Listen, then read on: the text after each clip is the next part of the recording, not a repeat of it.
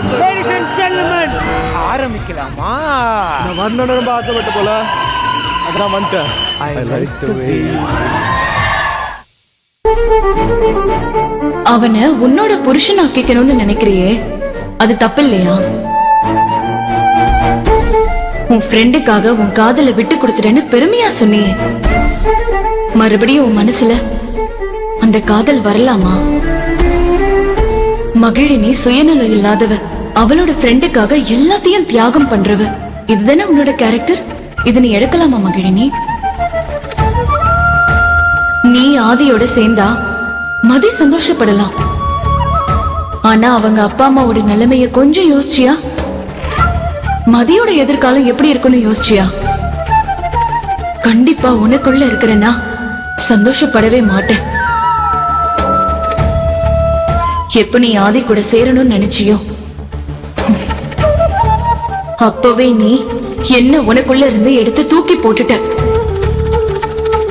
இந்த உலகத்துல மனசாட்சிய தூக்கி எரிஞ்சவங்க மட்டும்தான் அடுத்தவங்களுக்கு துரோகம் பண்ண முடியும். நீ அதை செய்ய போறியா மகிழினி? என்ன செய்ய போறன்னு நீயே முடிவு பண்ணிக்கோ.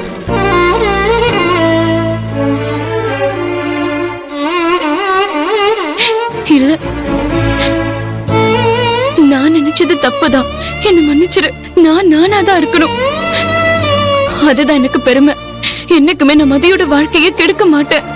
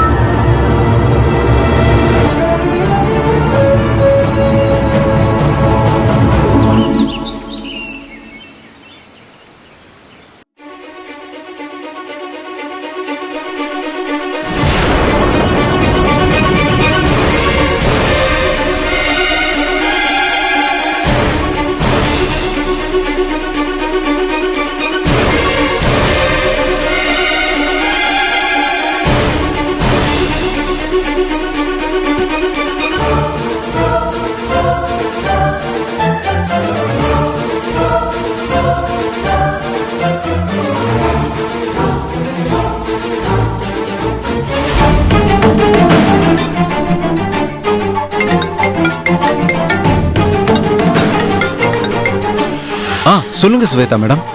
மதி ரூம்ல தனியா தான் இருக்கா. உடனே போன் பண்ணி பேசு. Okay madam.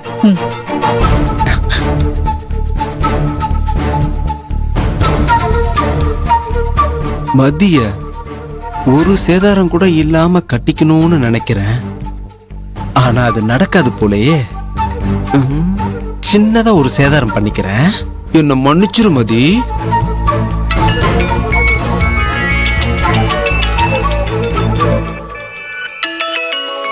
நம்பரா இருக்கு. ஹலோ ஹலோ மதி, நான் அப்பா பேசுறேம்மா. என்னப்பா இது புது நம்பரா இருக்கு? ஆமாம்மா, என் போனு ஆஃப் ஆயிடுச்சு. அதான் நான் இங்க இருக்கிற ஆட்டோ டிரைவர் கிட்ட போன் வாங்கி பேசுறேன். நான் உங்க வீட்டு திருமணில தாம்மா இருக்கேன். அங்க என்னப்பா பண்றீங்க? குலதெய்வம் கோயிலுக்கு போறதா சொன்னோம்ல, தாலி கோக்குற ஃபங்க்ஷனுக்காக புதுசா ஒரு தாலி செயின் வாங்கணுமா. அதுக்கு தான் நானும் அம்மாவும் உன்னை அழைச்சிட்டு போலான்னு ஆட்டோல வந்தோம். நீ வந்தன்னா போய் தாலி செயின் வாங்கிட்டு வந்துடலாமா. அதுக்கு ஏன்பா தெருமோனையில நிக்கிறீங்க? வீட்டுக்கு வர வேண்டியதானே? வேண்டாம்மா, அங்க வந்து என்னால அவமானப்பட முடியாதுமா. அப்பாவுக்கும் மனசுல அந்த அளவுக்கு தெம்பு இல்ல. சரிப்பா, நீங்க அங்கே இருங்க. நான் ஆதிக்கிட்ட ஒரு வார்த்தை சொல்லிட்டு வந்துடுறேன். மாப்பிள்ளை கிட்ட நான் பேசிக்கிறேம்மா. நீ உடனே வா. நாம கோயிலுக்கு போயிட்டு அதுக்கப்புறம் தான் நகை கடைக்கு போகணும். நல்ல நேரத்துல நகை வாங்கணும்டா. கொஞ்சம் சீக்கிரம் வரியா? சரிப்பா, நான் வந்துடுறேன்.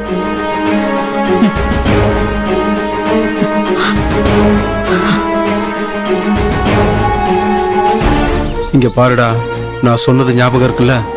பாரு, இப்ப அந்த பொண்ணு வீட்ல இருந்து வந்துருவா. அவளை பைக்ல நான் இடிச்சு தள்ளிடுவேன். அதுக்கப்புறம் நான் சொன்ன மாதிரி அந்த பொண்ணை ஆட்டோல தூக்கிட்டு போய் ராஜமீனாட்சி ஹாஸ்பிட்டல்ல ராஜமீனாட்சி ஹாஸ்பிட்டல்ல கொண்டு போய் சேர்த்துடணும். இங்க பாரு, யாரு என்ன கேட்டாலும் ரோட்ல பார்த்து தூக்கிட்டு வந்தேன்னு மட்டும் சொல்லிட்டு போயிடு. சரிங்க, நீங்க சொன்ன மாதிரி நான் செஞ்சிடறேன். அது இந்தா உள்ளவை. இங்க பாருடா, நான் சொன்னது ஞாபகம் இருக்கட்டும். இப்ப வந்துருவா, ஆட்டோக்குள்ளேயே ரெடியா. ஓகேண்ணா.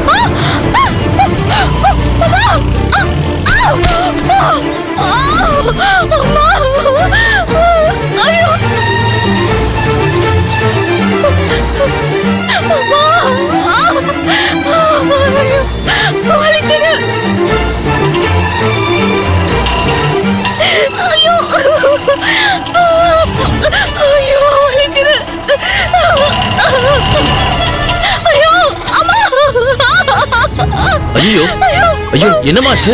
பலமா அடிபட்டுக்காமா? பொறுக்கி பசங்க எவ்வளவு வேகமா வண்டி ஓட்டுறானுங்க. இதெல்லாம் கேட்க நாதியே இல்லமா இங்க. சரி, மெதுவா எந்திரிமா. நான் உன்னை ஆஸ்பத்திரிக்கு கூட்டு போறேமா. பாத்துமா, பாத்து எழுந்துரு.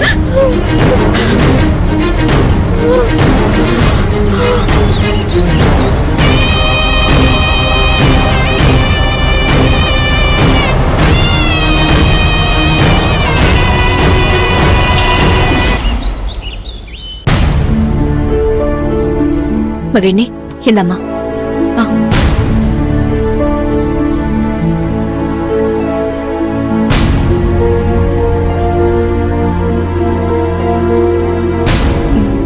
அம்மா, நம்ம குலதெய்வம் கோயிலுக்கு போகிற விஷயத்த மதிக்கிட்ட நான் தெளிவா பேசிட்டேன்.